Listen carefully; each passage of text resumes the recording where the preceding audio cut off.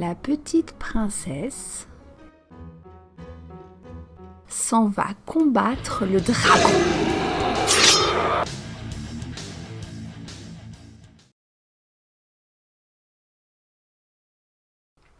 Bonjour à toutes et à tous et bienvenue sur mon curieux booktube féministe.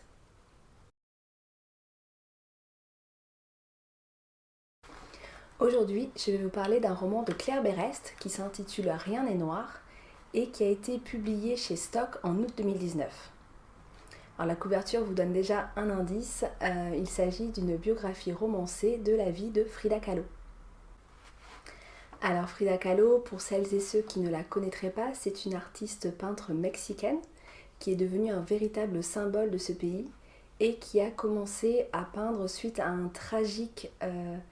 un effroyable accident de bus quand elle avait 18 ans, qui l'a condamnée à rester alitée pendant des mois et qui va avoir des conséquences tragiques sur son corps jusqu'à la fin de sa vie, jusqu'à sa mort en 1954 à l'âge de 47 ans.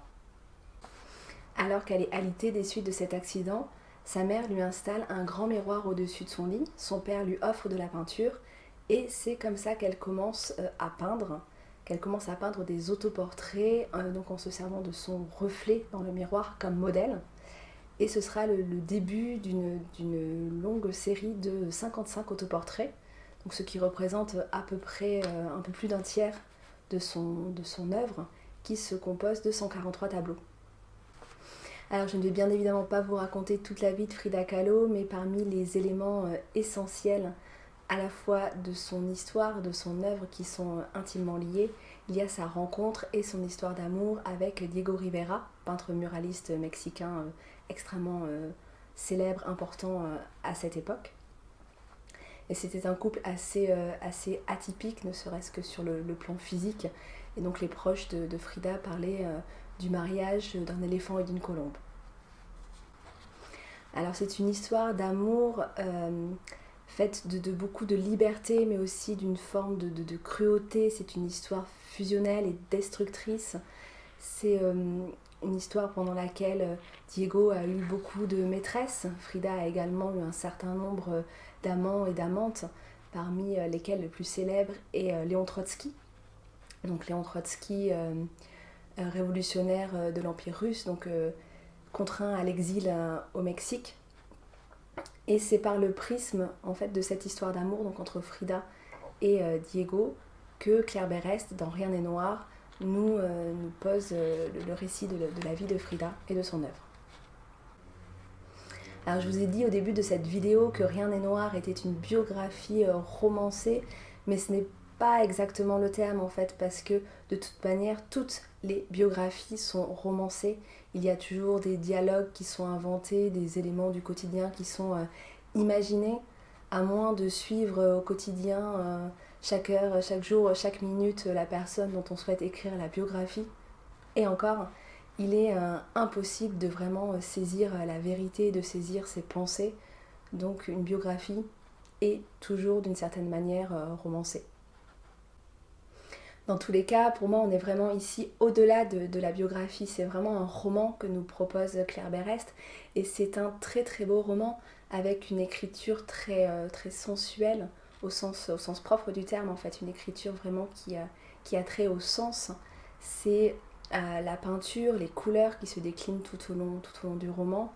C'est les tableaux, c'est les tenues traditionnelles de Frida, tenues traditionnelles mexicaines, aux couleurs extrêmement vives, c'est les odeurs, la musique, le brouhaha de ces soirées pendant lesquelles Frida s'enivre, c'est la peau de Diego, la peau de ses amants, c'est la douleur de ce corps en souffrance, ces fausses couches absolument terribles, c'est vraiment un roman d'essence. Dans une interview publiée sur le blog Culture 31, Claire Berest, elle explique avoir littéralement rencontré Frida, je cite ces mots, à l'âge de 20 ans, alors qu'elle était à New York, seule, un peu coupée de tous et de tout. Et donc elle l'a rencontrée par hasard, en fait, par une carte postale avec un tableau de Frida que quelqu'un lui a offert. Pour parler de cette rencontre, Claire Berest dit J'ai été hypnotisée par cette peinture, comme si elle me parlait. J'ai commencé à m'intéresser à elle, sa vie, tout, et elle est devenue une amie, mon amie. Elle brisait ma solitude et au-delà, elle entamait un dialogue de femme à femme.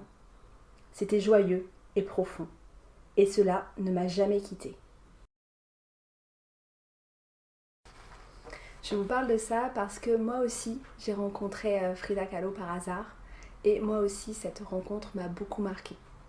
J'avais 18 ans, j'étais à l'université, j'étais en cours d'anglais, ce qui peut sembler n'avoir rien à voir avec le sujet, mais c'est tout simplement que pendant ce cours d'anglais, nous lisions, nous discutions à partir de sujets, d'articles d'actualité, et l'actualité à ce moment-là, c'était la sortie du film Frida de Julie Taymor, donc en 2003, qui s'inspirait de la biographie de Frida Kahlo par Aiden Herrera. Dans ce film, le rôle de Frida est incarné par Salma Hayek, actrice mexicano-américaine née au Mexique. Et cet article, il portait plus précisément sur l'importance pour Salma Hayek de pouvoir jouer le rôle de Frida, de cette artiste, de cette femme qu'elle admirait beaucoup, et sur le long combat qui a été le sien pour pouvoir mener à terme ce projet. Et c'est donc là que j'ai, moi, découvert Frida, que j'ai découvert sa maladie, que j'ai découvert cet effroyable accident de bus et cette façon dont toute sa vie, elle a cherché à transcender cette douleur insupportable qui brisait son corps par la peinture. Et donc cette histoire m'a moi aussi beaucoup touchée et elle m'accompagne depuis. Cet article parlait aussi de Diego Rivera, très probablement, tant leurs destins sont liés, mais je n'en ai pas le souvenir. Et quand j'y pense, j'y vois quelque chose d'assez ironique parce que de leur vivant, donc Diego Rivera, c'était le peintre mexicain, c'était le génie du muralisme que tout le monde s'arrachait, y compris les plus grands capitalistes, ce qui est assez ironique là aussi, étant donné que Diego Rivera était très ouvertement et très clairement très très communiste. Mais aujourd'hui, c'est le visage de Frida que l'on voit partout. En France, aujourd'hui, je ne vais pas dire tout le monde, mais je pense que beaucoup connaissent au moins le nom, le visage de Frida, peut-être un peu de son histoire.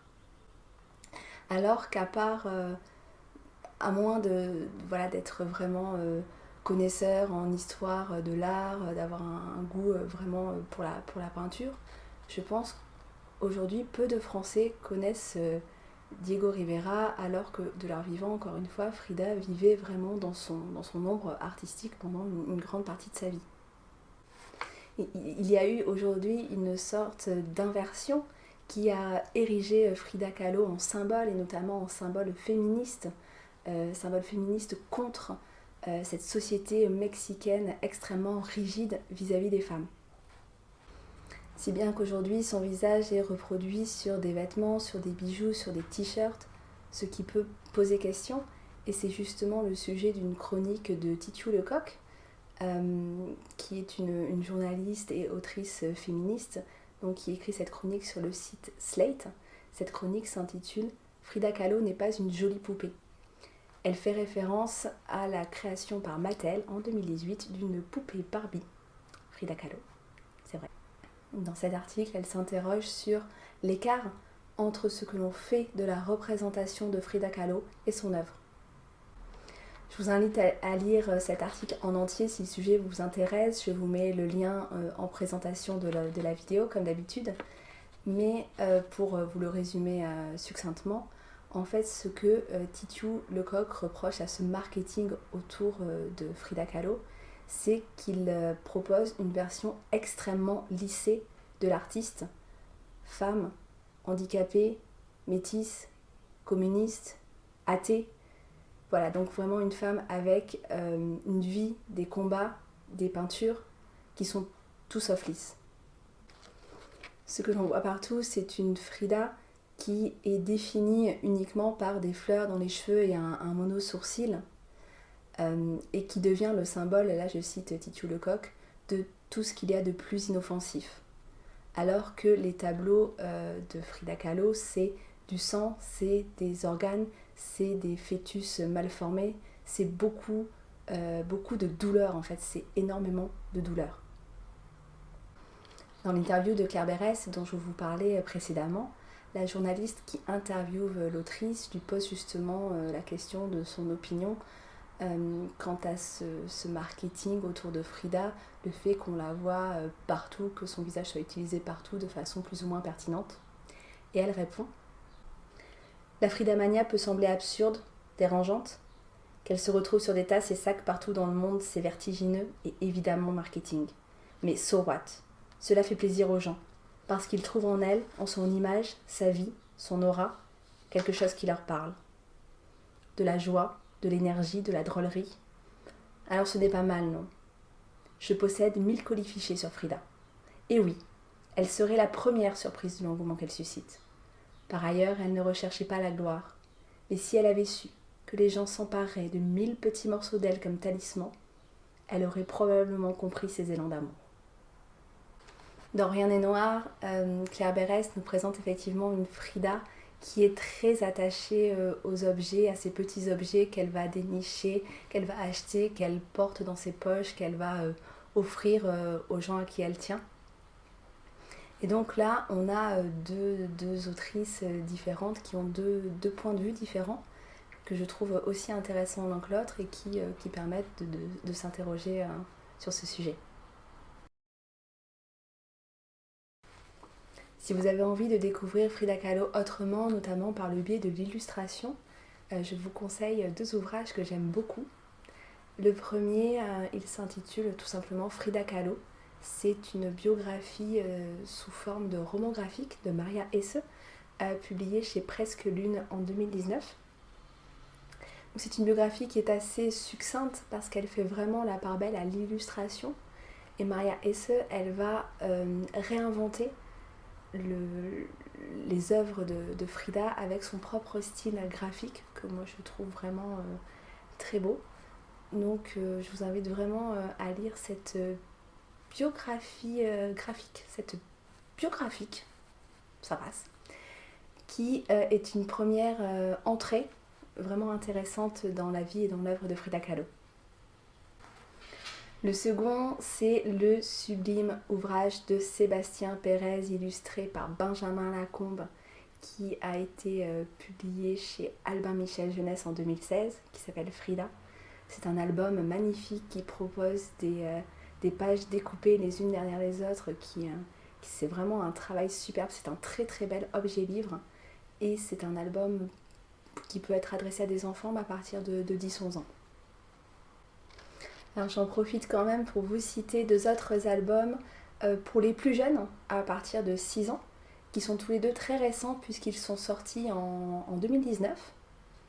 Donc voilà, ça fait plusieurs quand même ouvrages dont je vous parle qui sont sortis en 2019. Donc cette Frida Mania, elle est aussi là, elle est aussi dans l'offre éditoriale. Le premier de ces albums, c'est Petite Frida d'Anthony Brown, qui a été publié chez Kaleidoscope. Le second, c'est Frida Kahlo et ses animaux de Monica Brown, qui n'a rien à voir avec Anthony Brown, et qui a été publié chez Vers sans Sud Jeunesse. Donc cet album, lui, il évoque l'histoire de Frida Kahlo par le prisme des animaux de compagnie avec lesquels elle vivait. Alors ça, c'est plutôt pour l'histoire de l'artiste, mais si vous avez envie de découvrir ou de redécouvrir ces tableaux, vous pouvez le faire bien sûr dans des livres d'art ou sur internet. Je vous mets notamment en lien dans la présentation de la vidéo un lien vers le portail Faces of Frida qui est extrêmement riche, qui est extrêmement complet, qui va vous ouvrir plein de portes sur l'univers artistique de Frida Kahlo. Mais sachez que donc, dans Rien n'est noir, Claire Berès, elle propose une description de certains de ces tableaux en les remettant dans leur contexte de création. Pour n'en citer que quelques-uns, on peut trouver Henry Ford Hospital, tableau de 1932 qu'elle peint après avoir subi un avortement thérapeutique à l'hôpital Henry Ford. Le suicide de Dorothy Hale en 1939, Dorothy Hale, c'est une actrice au destin tragique qui évoluait dans le cercle de Frida Kahlo et qui s'est suicidée en sautant du haut de son building new-yorkais. Enfin, peut-être l'un des tableaux les plus connus de Frida Kahlo, La colonne brisée, de 1944, qui a été réalisé peu de temps après avoir subi une chirurgie de la colonne vertébrale, toujours des suites de son accident de bus. Voilà pour cette 6e vidéo, j'espère qu'elle vous aura intéressé, qu'elle vous aura donné peut-être envie de découvrir Rien n'est noir de Claire Berest, qui est donc un très beau roman que je vous invite vraiment à découvrir, à redécouvrir aussi peut-être l'œuvre de Frida Kahlo. J'espère que vous y avez trouvé de l'intérêt, des petites portes qui s'ouvrent dans vos têtes. Merci beaucoup d'avoir pris le temps de regarder cette vidéo. On se retrouve dans 15 jours. N'hésitez pas à vous abonner à ma chaîne pour ne pas rater les vidéos suivantes. Merci encore et à très bientôt.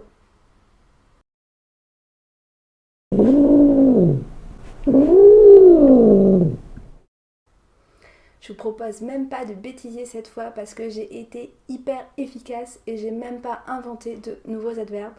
Alors que franchement, fridamment, c'était le moment d'inventer.